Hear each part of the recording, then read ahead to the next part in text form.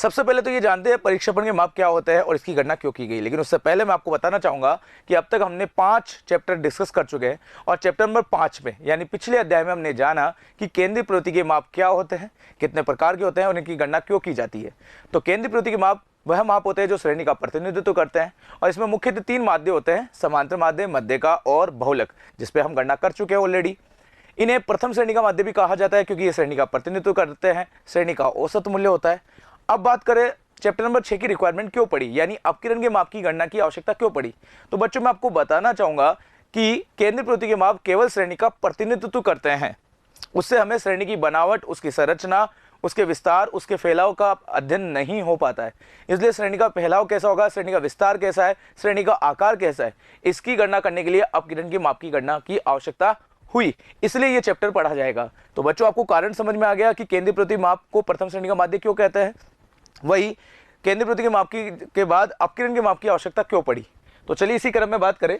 तो इस चैप्टर में हम बात करेंगे कि अपकिरण के माप की आवश्यकता क्यों पड़ी। तो देखिए पिछले अध्याय में हमने केंद्रीय प्रवृत्ति के विभिन्न मापों पर अध्ययन किया, विभिन्न मापों पर हमने डिस्कशन किया,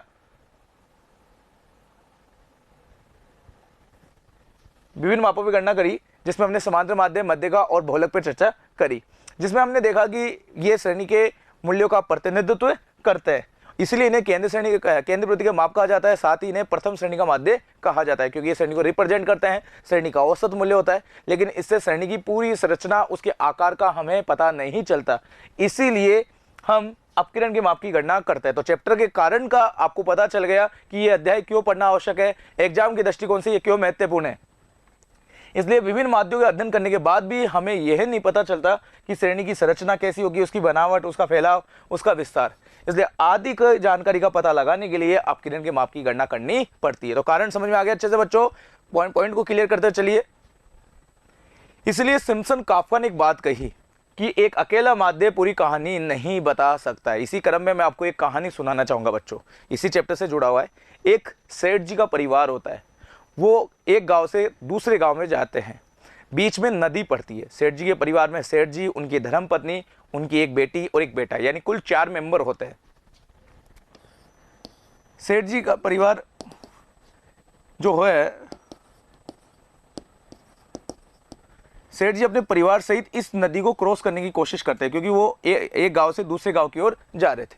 सेठ जी ने दिमाग लगाया और उन्होंने नदी की गहराई को नापने की कोशिश करी। नदी की जब गहराई को नापा तो नदी की गहराई कई जगह 2 फुट थी, कई जगह 4 फुट थी, कई जगह 5 फुट थी। एवरेज उन्होंने देखा कि नदी की जो गहराई है वो 3 फुट के आसपास है, जबकि सेठ जी के परिवार के सभी सदस्यों की हाइट 3 फुट से ऊपर थी।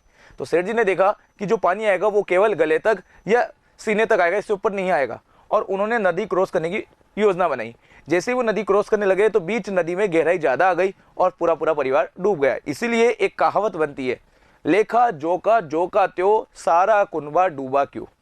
इसका मतलब ये हुआ कि उन्होंने लेखा जोखा लगाकर औसत तो निकाल लिया, लेकिन उन्होंने ये नहीं देखा कि कई जगह गहराई ज्यादा भी है, कई जगह गहराई कम भी है, क्योंकि औसत मूल्य केवल श्रेणी का प्रतिनिधित्व करता है। वो श्रेणी के आकार, उसकी संरचना, उसके फैलाव, उसके विस्तार,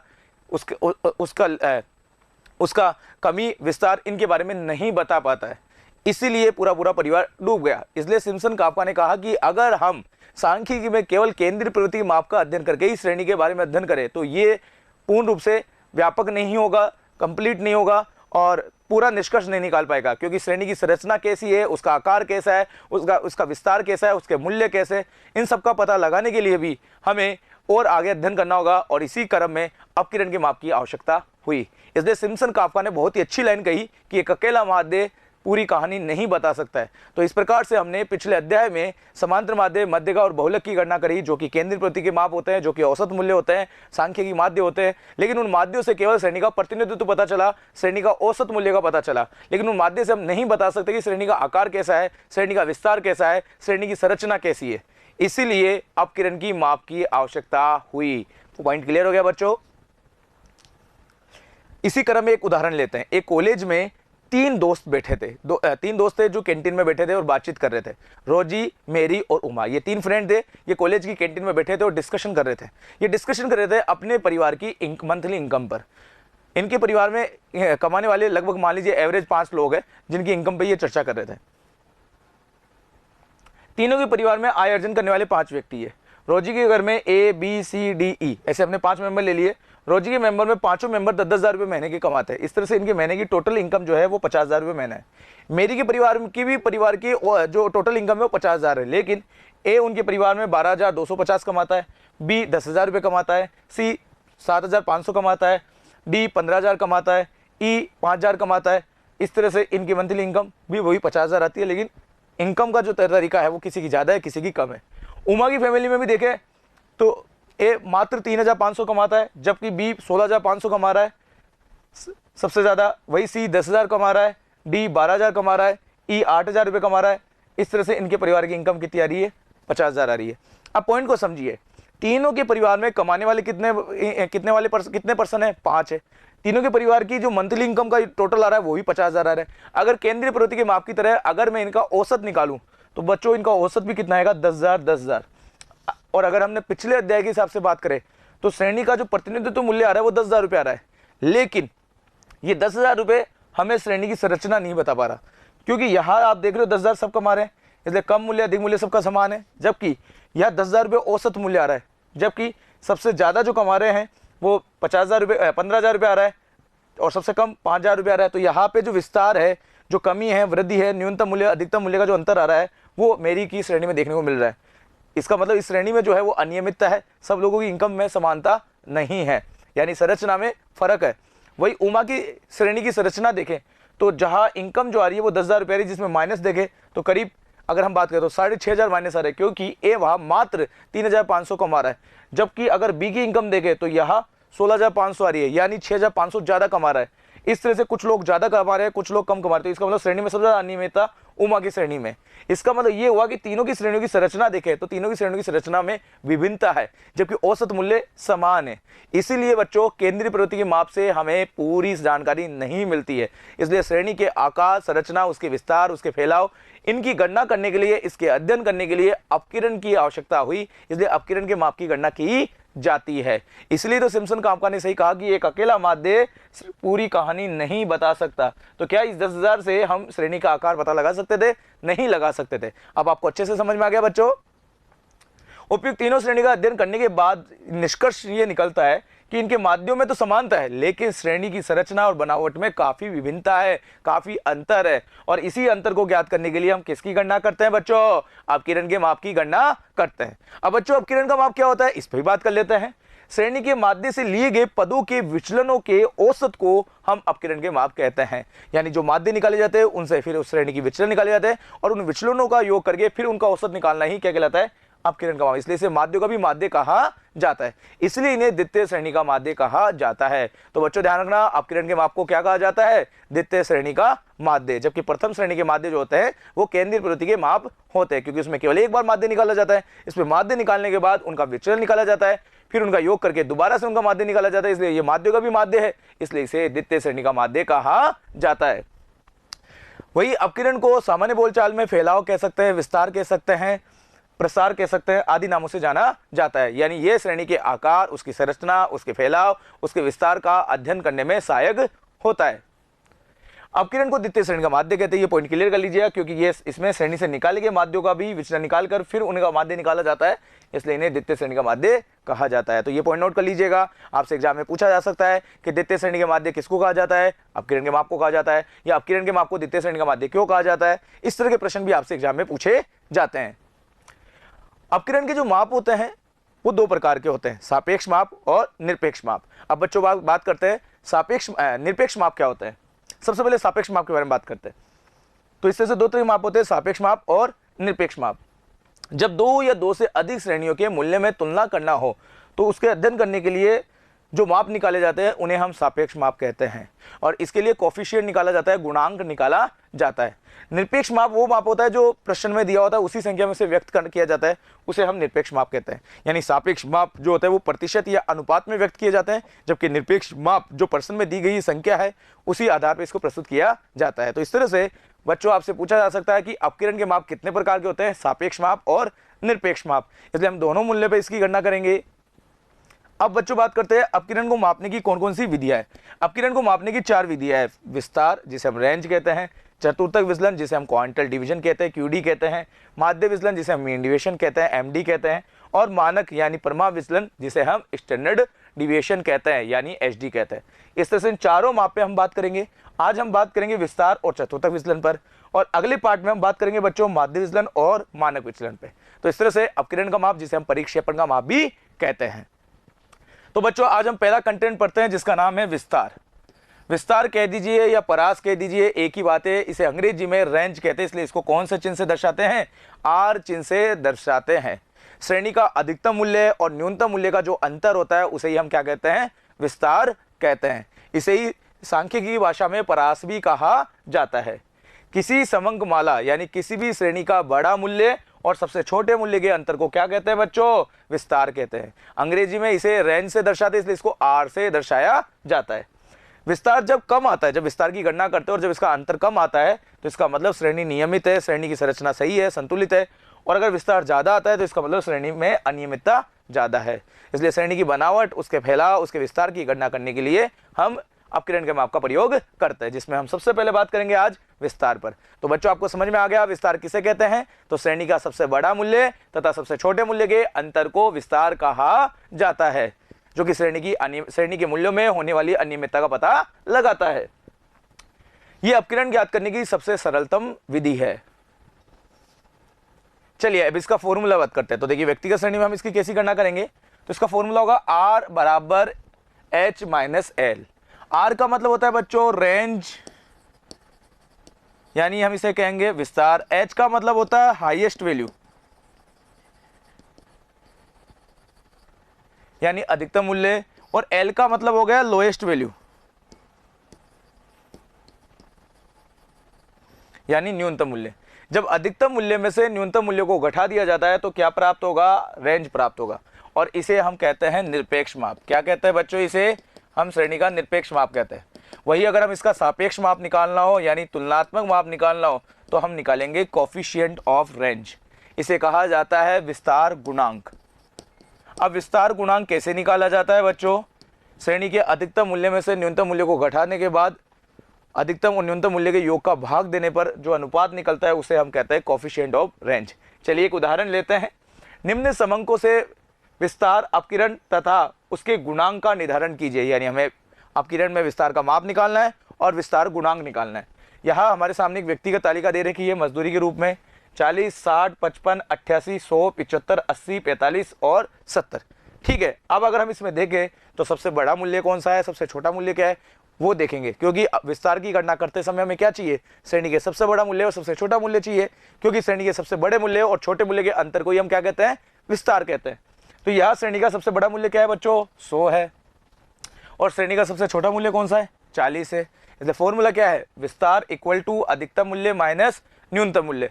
तो जब 100 में से 40 को घटाएंगे तो 60 जो आएगा ये क्या कहलाएगा? हमारा विस्तार कहलाएगा। तो हमारा रेंज कितना है बच्चों? इसमें 60 का आया। अब विस्तार गुणांक निकालने के क्या होगा? h minus L upon H plus L, यानी 100 माइनस 40 अपॉन 100 प्लस 40। इसका जब हम भाग देंगे 60 में 140 का तो सही आंसर क्या आएगा? 0.43%। तो विस्तार गुणांक कितना हमारा? 0.43%, जबकि विस्तार कितना आ रहा है? 60 आ रहा है। चलिए अब बात करते हैं खंडित श्रेणी में कैसे निकालें। देखिए विस्तार जो होता है वो श्रेणी के मूल्यों से संबंधित है, आवर्ती से संबंधित नहीं है। इसलिए खंडित श्रेणी या अखंडित श्रेणी की जब भी गणना करेंगे तो हम आवर्तियों को ध्यान नहीं रखेंगे। इसलिए विस्तार की गणना करते समय आवर्तियों का अनदेखी की जाती है, आवर्तियों का कोई महत्व नहीं होता है, क्योंकि विस्तार मूल्य जो होता है वो श्रेणी के मूल्य पर आधारित होता है, जो कि श्रेणी के अधिकतम और न्यूनतम मूल्य का बीच का अंतर होता है। अतः विस्तार की गणना करते समय आवर्तियों को ध्यान में नहीं रखा जाता है, ये पद मूल्यों के आधार पर गणना की जाती है। इसलिए व्यक्तिगत श्रेणी में जैसे हम गणना करते थे वैसे ही हम खंडित में और अखंडित में इसकी गणना करेंगे। चलिए बच्चों अब बात करते हैं खंडित श्रेणी में विस्तार की गणना। तो देखिए ये खंडित श्रेणी है मार्क्स और नंबर ऑफ स्टूडेंट यानी एक्स और एफ। यहाँ पे एक्स कितना दे रखा है? 5, 6, 7, 8, 9 और 10। एफ कितना दे रखा है? 2, 3, 10, 5, 4, 1। ठीक है, हमें इसकी क्या निकालनी है? रेंज निकालनी है। तो यहाँ पर इसका कोई रोल नहीं है, इसका मतलब इसकी हमें कोई आवश्यकता नहीं है। अब देखिए श्रेणी का सबसे छोटा मूल्य कितना है? 5। श्रेणी का सबसे बड़ा मूल्य कौन सा है? 10। इसे मैं क्या कहूँगा? Lowest value. इसे मैं क्या कहूँगा? Highest value. और जब h में से l यानी अधिकतम मूल्य में से न्यूनतम मूल्य को घटा दिया जाता है तब क्या आ जाता है? r। तो देखिए 10 में से 5 गया, क्या आ गया? 5। ये कहलाएगा रेंज।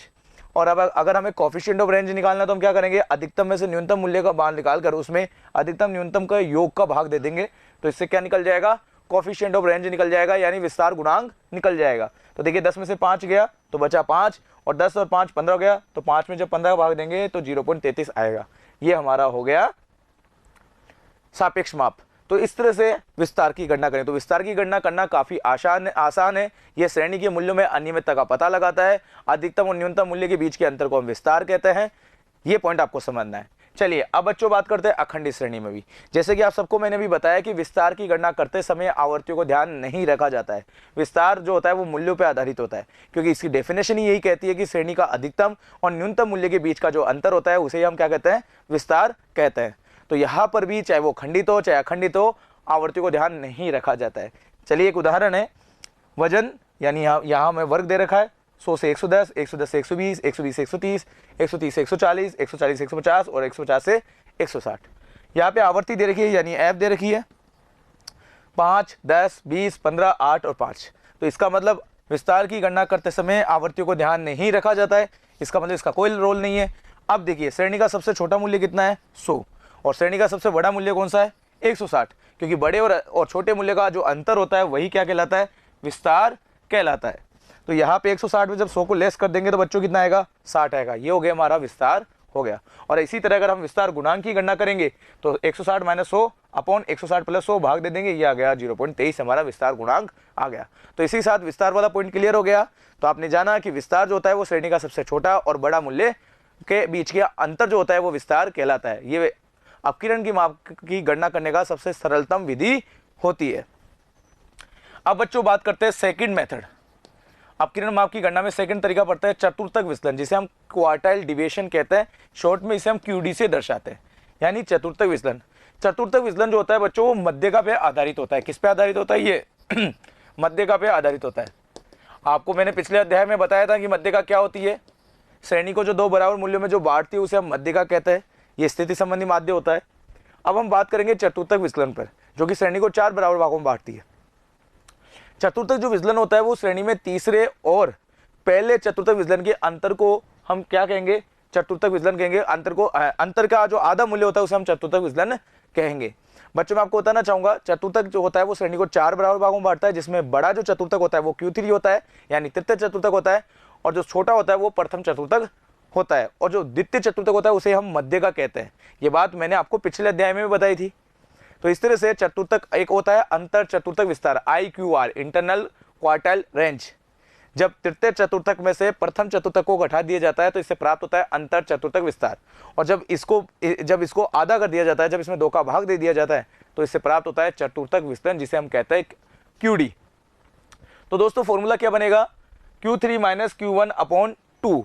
ये बन गया हमारा चतुर्थक विचलन का फॉर्मूला। अगर बच्चों हमें कोफिशिएंट ऑफ इसका गुणांक निकालना हो, यानी QD का निकालना हो, कोफिशिएंट ऑफ QD निकालना हो, तो हम क्या करेंगे, Q3 minus Q1 upon Q3 plus Q1। अब ये फॉर्मूला कैसे बना इधर देखिए, यानी एक बार हमें माइनस रखना है, एक बार प्लस रखना है।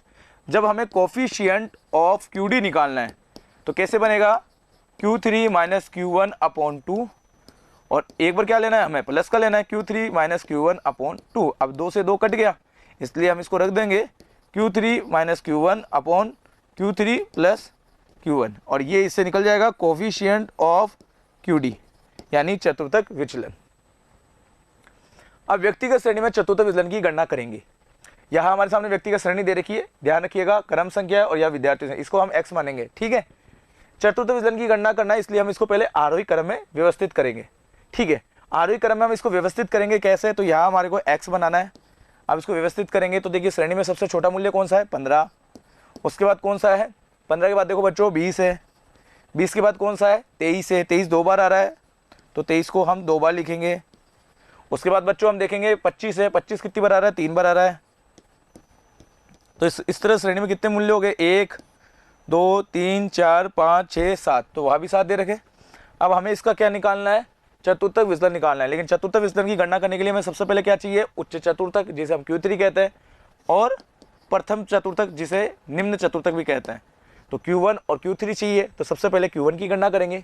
इसका फॉर्मूला भी वैसे ही होगा जैसे मध्यका का होता है, बस वहाँ पे 2 का भाग दिया जाता है क्योंकि वो मूल्य श्रेणी का आधा होता है, ये श्रेणी का चौथा हिस्सा होता है, इसलिए 4 का भाग देंगे।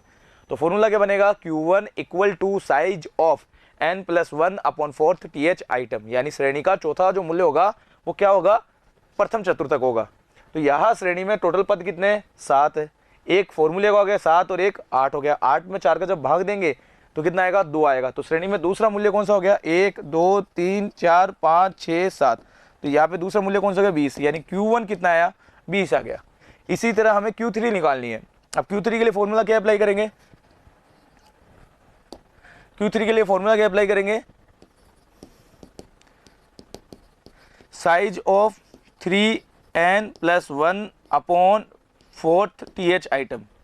तो यहाँ पर देखिए n कितना है हमारे पास, 7, एक हमारे सूत्र का कितना हो गया, 8। 8 को अगर हम 3 से मल्टीप्लाई कर देंगे, इसका 3 गुना कर देंगे और फिर 4 का भाग दे देंगे, तो 8 या 24, 24 में 4 का भाग देंगे तो बच्चों कितना आएगा, 6 आएगा। तो श्रेणी में छठा पद कौन सा है, 25। तो यहाँ पे Q3 कितना जाएगा, 25। तो चलिए गणना देखते हैं।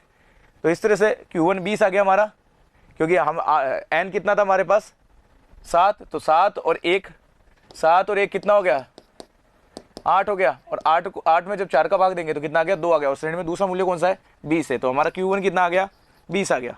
इसी तरह Q3 निकालेंगे। तो Q3 करने के लिए क्या करेंगे, n+1 और मल्टीप्लाई 3 से कर देंगे। तो 7 1 8, 8 को 3 से किया तो 24, 24 में 4 का भाग दिया कितना आ गया, 6 आ गया। अब 6 देखिए, श्रेणी में 6 पद कौन सा है,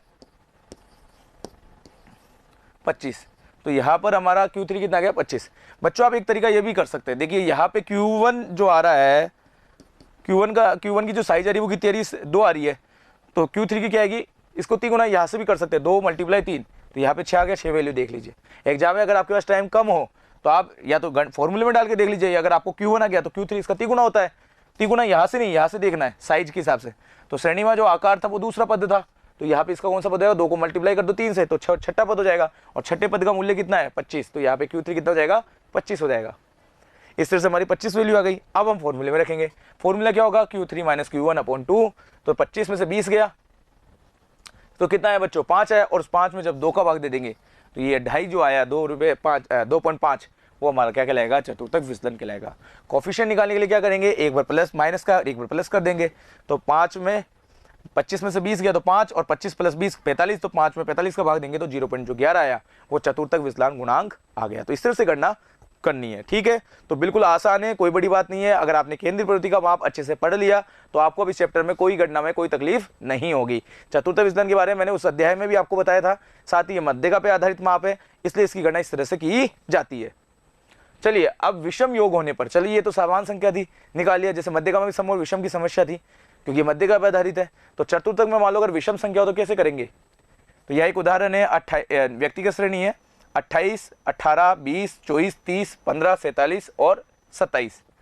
तो सबसे पहले हमें इसकी क्या निकालना है, चतुर्थ विचलन के लिए हमें प्रथम चतुर्थक और तृतीय चतुर्थक निकालना है, यानी Q3 और Q1 निकालना है। लेकिन उससे पहले हमें श्रेणी को आरोही क्रम में व्यवस्थित करना होगा। तो देखिए 15, 18, 20, 24, 27, 28, 30 और 47। चलिए इसको हमने क्या कर लिया, आरोही क्रम में व्यवस्थित कर लिया। पद गिन लीजिए, 1 2 3 4 5 6 7 8, ये सम है। लेकिन एक जुड़ते ही फॉर्मूला कितना हो जाएगा, विषम हो जाएगा। अब विषम योग होने पर कैसे करना होती है, तो देखिए फॉर्मूला रखेंगे n+1/4। 8 और 1 कितना हो गया, 9। 9 में 4 का भाग दिया कितना है, 2.25। अब अगर हम 2.25 को वैल्यू निकालें तो कैसे निकालेंगे, क्योंकि पहले सम था इसलिए आसानी से गणना हो जाती थी। तो अब 2.25 को निकालनी होगी, क्योंकि ना तो 18 आएगा ना 20 आएगा, क्योंकि इसका बीच का आएगा। तो 2.25 निकालने के लिए क्या करेंगे, तो बच्चों इधर देखिए, लिखेंगे वैल्यू ऑफ Q1 जो होगा वो वैल्यू ऑफ होगा, इसकी जो वैल्यू होगी वो 2.25 के आसपास होगी। इसका मतलब हमें कैसे निकालना है, पहले तो वैल्यू ऑफ 2 जो हमें दे रखी है प्रश्न में। तो वैल्यू ऑफ 2 कितनी दे रखी है प्रश्न में, 18 दे रखी है। अब हमें क्या चाहिए, 0.25 की। 0.25 जो है, क्योंकि 2 से ज़्यादा है, इसका मतलब तीसरे और दूसरे का जो अंतर है उसको 0.25 से इसका मल्टीप्लाई कर लेंगे। तो तीसरे की वैल्यू कितनी है, 20, और दूसरी वैल्यू कितनी है, 18। तो 20 में से 18 गए तो कितना आया, 2। और 2 को जब हम 0.25 से मल्टीप्लाई करेंगे तो ये हमारा जाएगा 0.50। तो 18 तो हमारी 2 की वैल्यू आएगी। अब 0.25 की जो वैल्यू आ रही है वो कितनी आ रही है, 0.50 आ रही है। इसका मतलब Q1 का मान कितना आएगा, 18.50। तो इस तरह से आपको गणना करनी है। तो जब भी विषम योग आए तो वहाँ दशमलव में मान आएगा, और दशमलव में आपको सांख्यिकी गणना करने के लिए ये फॉर्मूला यूज करना होगा। यानी अधिकतम में से न्यूनतम मूल्य का अंतर निकाल कर उस पॉइंट वाली राशि से हम गुणा करके उस पॉइंट का अनुपात की राशि निकाल लेंगे। इसी तरह हमें Q3 निकालनी है, तो Q3 का फॉर्मूला क्या होगा, 3n+1/4 TH आइटम। n कितना हमारे पास 8, एक हमारे फॉर्मूले का है 9, 9 को 3 से गुणा करा 27, और 27 में जब हम 4 का भाग देंगे तो हमारा कितना आएगा 6.75। अब ये भी दशमलव में आ गया, तो यह 6 की वैल्यू, अब Q3 का मान वो होगा जो श्रेणी में 6.75 का मान होगा। 6 की पूरी वैल्यू मिल रही है क्योंकि श्रेणी में दे रखा है, तो 6 की पूरी वैल्यू श्रेणी में जो दे रखी है वो कितनी आ रही है 28। अब हमें 0.75 की चाहिए, ये आधे से ज़्यादा है, तो 0.75 के निकालने क्या करना है कि श्रेणी से छठे से बड़ा मूल्य है, तो सातवां और छठे का जो अंतर है उस अंतर को हम 0.75 से गुणा कर देंगे तो 0.75 की वैल्यू आ जाएगी। तो 30 था सातवीं की वैल्यू और छठी की वैल्यू कितनी 28, तो 30 में से 28 गया तो कितने बचे 2, उस 2 को 0.75 से मल्टीप्लाई करके हम वैल्यू निकालेंगे और वैल्यू इसमें जोड़ देंगे तो 6.75 की वैल्यू आ जाएगी। तो यहाँ टोटल जो वैल्यू आ रही है वो 29.50 आ रही है। तो इस तरह से Q1 और Q3 की गणना करने के बाद अब हमें क्या निकालना है, QD निकालना है, क्योंकि फॉर्मूले में हमें दोनों चीज़ चाहिए थी। तो Q3 का मान कितना रहा है 29.5, जबकि Q1 का मान आ रहा था 18.5। इन दोनों को लेस किया और 2 का भाग दिया तो आंसर कितना आ गया 5.5।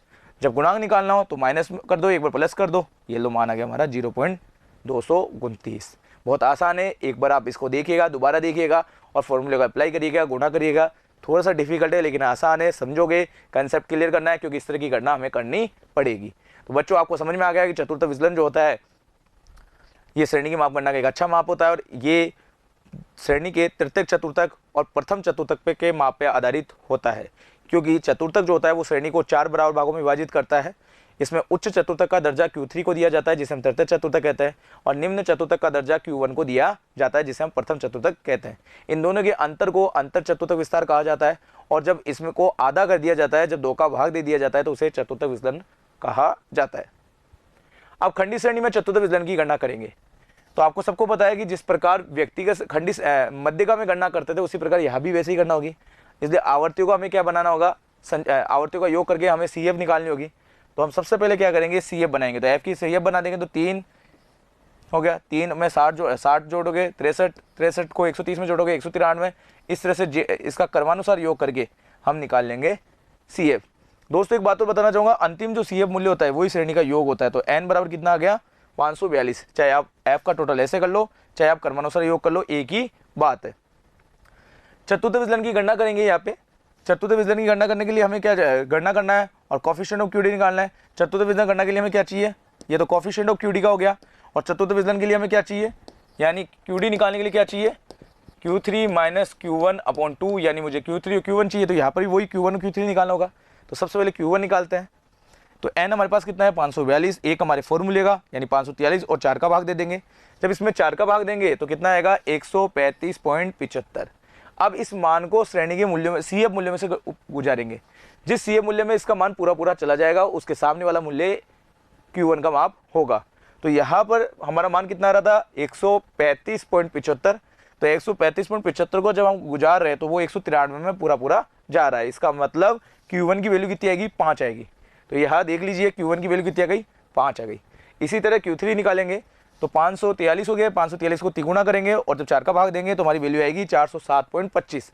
अब 407.25 को अगर हम CF मूल्य में गुजारेंगे तो ये किस में जा रहा है 489 में पूरा जा रहा है। इसका मतलब Q3 कितना हो गया 7 हो गया। तो यहाँ Q1 5 और Q3 कितना आ गया 7 आ गया। अब फॉर्मूले अप्लाई करेंगे तो चतुर्थ विचलन करने के लिए फॉर्मूला क्या होता है, तृतीय चतुर्थक माइनस प्रथम चतुर्थक बटा 2। तो यहाँ पे 7 में से 5 गया और 2 का भाग दे देंगे। तो 7 में से 5 गया 2, 2 में 2 का भाग दिया तो एक आंसर हमारा आ गया। तो बहुत ही आसान है बच्चों, आसानी से हम गणना करेंगे तो समझ में आ जाएगा। चलिए अब चतुर्थ विचलन गुणांक की गणना करते हैं। चतुर्थ विचलन गुणांक के लिए हमें क्या करना होगा, जब हमने कोफिशिएंट ऑफ QD निकालने के लिए क्या करेंगे, कोफिशिएंट ऑफ QD के लिए हम Q3 में माइनस Q1 में Q3 प्लस Q1 का भाग दे देंगे। तो चतुर्थ विचलन तो हमने निकाल लिया, QD तो हमने निकाल लिया इस तरह से। अब इसकी वो करेंगे तो एक बार माइनस का एक बार प्लस का, तो 2/12 हो गया, ये हमारा 0.17 आंसर आ गया। तो फॉर्मूले में अप्लाई करना है, बाकी गणना बिल्कुल आसान है, आप प्रैक्टिस करिएगा। बहुत ही काम का टॉपिक है, बहुत ही इंपॉर्टेंट है, क्योंकि केंद्रीय प्रवृत्ति के माप श्रेणी का पूर्ण रूप से वर्णन नहीं करते हैं, श्रेणी की संरचना को स्पष्ट नहीं करते हैं, इसीलिए अपकिरण के माप की आवश्यकता होती है और उसी क्रम में हम विस्तार की गणना करते हैं, चतुर्थ विचलन की गणना करते हैं। चतुर्थ विचलन की गणना थोड़ा करना काफ़ी कठिन है, लेकिन आप फॉर्मूले को अप्लाई करेंगे, प्रैक्टिस करेंगे तो आपको समझ में आ जाएगा। अब अखंडी श्रेणी में चतुर्थ विचलन की गणना कैसे करेंगे, तो फॉर्मूला वही रहेगा, बस हमें Q3 Q1 निकालना सीखना है। लेकिन उसके लिए सबसे पहले हमें पद निकालना होगा, क्योंकि अखंडी श्रेणी में वर्ग मूल्य होते हैं, डायरेक्ट मूल्य दिया हुआ नहीं होता, इसलिए पहले वर्ग ढूंढना होगा, चतुर्थक वर्ग ढूंढना होगा और उसके बाद फिर चतुर्थक मूल्य निकालने होंगे। तो यहाँ पर प्रथम चतुर्थक निकालना है, द्वितीय चतुर्थक निकालना है, इसलिए अखंडित मध्यका में जो तरीका यूज करते थे वही फॉर्मूला होगा। तो यह फॉर्मूला होगा L1 plus I F upon I और एफ, L1 प्लस आई अपॉन एफ Q1 माइनस सी, ये हमारा प्रथम चतुर्थक होगा। और तृतीय चतुर्थक के लिए फॉर्मूला होगा L1 प्लस आई अपॉन एफ Q3 माइनस सी। वही चतुर्थक विचलन का जो फॉर्मूला वो यही रहेगा और गुणांक का यही रहेगा। तो आइए गणना करते हैं। ये दे रखी है अखंडित श्रेणी। अखंडित श्रेणी किसे कहते हैं बच्चों? जिसमें वर्ग और एफ दोनों दे रखा हो। तो ये वर्ग है और ये एफ है। यहाँ पर भी वही होगा मध्यका की तरह। एफ की सबसे पहले क्या बनानी होगी? सी एफ बनानी होगी। तो चलिए हमने इसकी सी एफ बना ली। 5 5 6 5 11, 11 और 12 23, 23 10 33 और 33 और 7 40। तो एन का योग कितना आ गया? 40 आ गया। अब सबसे पहले हमें क्या निकालना होगा? वर्ग ढूंढना होगा, क्योंकि मूल्य तो है नहीं, इसलिए वर्ग ढूंढना होगा। इसलिए हमें क्या निकालना होगा? पद निकालना होगा। तो प्रथम चतुर्थक निकालने के लिए प्रथम चतुर्थक पद निकालना होगा। तो n अपॉन 4, n का टोटल 40 है, तो 40 में 4 का भाग दिया 10 है, 10 को सी एफ में गुजारा तो किस में जा रहा है? 11 में। इसका मतलब प्रथम चतुर्थक वर्ग कौन सा होगा? 10 से 20 होगा। अब 10 से 20 में से Q1 का मान कितना है वो कैसे निकालेंगे? तो देखिए 10वां पद संचय आवर्ती में 11 में है, जो कि 10 से 20 वर्ग विस्तार में स्थित है। इसलिए प्रथम चतुर्थक वर्ग कौन सा होगा? 10 से 20 होगा। अब Q1 निकालने के लिए हमें ये फॉर्मूला अप्लाई करना होगा मध्यका की तरह, L1 प्लस आई अपॉन एफ Q1 माइनस सी। इसका मतलब 10 से 20 हमारा चतुर्थक प्रथम चतुर्थक वर्ग है। तो यहाँ पे L1 तो कितना हो गया? 10, L2 कितना हो गया? 20, इंटरवल कितना हो गया इसमें? 10 का। F कितना है? इसके सामने की आवर्ती देख लीजिए। तो इसके सामने की आवर्ती कितनी है? 6। F हमारी 6 हो गई, ठीक है। और सी एफ देखे तो इसके सामने की सी एफ कितनी है? सी एफ इससे पहले वाली देखेंगे तो सी एफ कितनी है? 5 है। तो आइए फॉर्मूले में रखेंगे। Q1 बराबर L1 10, आई हमारा अंतराल कितना था? 10, F कितनी थी? 6, Q1 हमारा 10 आ रहा था, सी एफ पहले वाली कितनी आएगी? 5। तो 10 में से 5 गया 5, 5 को 10 से मल्टीप्लाई किया 50, 50 में 6 का भाग देंगे तो 8.33 और 8.33 को 10 में जोड़ देंगे तो बच्चों कितना जाएगा? 18.33। ये 18.33 जो है वो Q1 का मान होगा। अब हम Q3 निकालेंगे। Q3 के लिए वही तरीका है, n को तिगुना कर दो और उसको चतुर्थक मान निकाल लो। तो n कितना था? 40, 40 को 3 से किया 120, 120 में 4 का भाग दिया तो हमारे 30 आइटम है। 30 आइटम को अगर हम सी एफ मूल्य में गुजारेंगे तो ये 33वीं सी एफ आवर्ती में जा रहा है, जो कि वर्ग है 30 से 40। तो 30 से 40 वाला वर्ग कौन सा कहलाएगा? तृतीय चतुर्थक वर्ग कहलाएगा। तो इसमें L1 कितनी हुई? 30, L2 कितनी हुई? 40 और दोनों में अंतराल कितना हो गया? 10 का। F जो इसके सामने की वो है 10 और इससे पहले की जो सी एफ है वो 23 है। चलिए चेक कर ले एक बार, इधर देखिए। तो यहाँ पर अगर हम देखें तो ये हमारा कितना हो गया? Q3 चतुर्थक वर्ग हो गया, तो इसकी F 10 हो गई, सी एफ 23 हो गई, ठीक है। तो 30 में से 23 गया, 7, 7 को 10 से गुना किया 70, 70 में 10 का भाग दिया 7 और इसको जोड़ दिया 37। तो हमारे पास Q1 भी आ गया, अब Q3 भी आ गया। अब वही फॉर्मूला रहेगा जो हमने यूज कर रहे थे। तो Q3 में से Q1 जाएगा, यानी इसको इसमें से घटाएंगे और इसका भाग देंगे तो ये हमारा आंसर आ गया। तो बच्चों बिल्कुल आसान है, अगर आप प्रैक्टिस करेंगे तो आपको एक एक पॉइंट क्लियर हो जाएगा, क्योंकि एग्जाम में इस तरह के प्रश्न पूछे जाते हैं। चलिए कोफिशिएंट Q3 में क्या करना है? एक बार माइनस एक बार प्लस का भाग देना है। तो Q3 Q1 का इसमें से हम भाग दे देंगे तो ये हमारा मान आ गया 0.34। तो इसी के साथ चतुर्थक विचलन वाला टॉपिक कंप्लीट हुआ। आई होप आपको समझ में आया होगा। गणना आसान है, बस फॉर्मूले को यूज करना है। और क्यों अपकिरण के माप निकाले जाते हैं ये हमने समझा।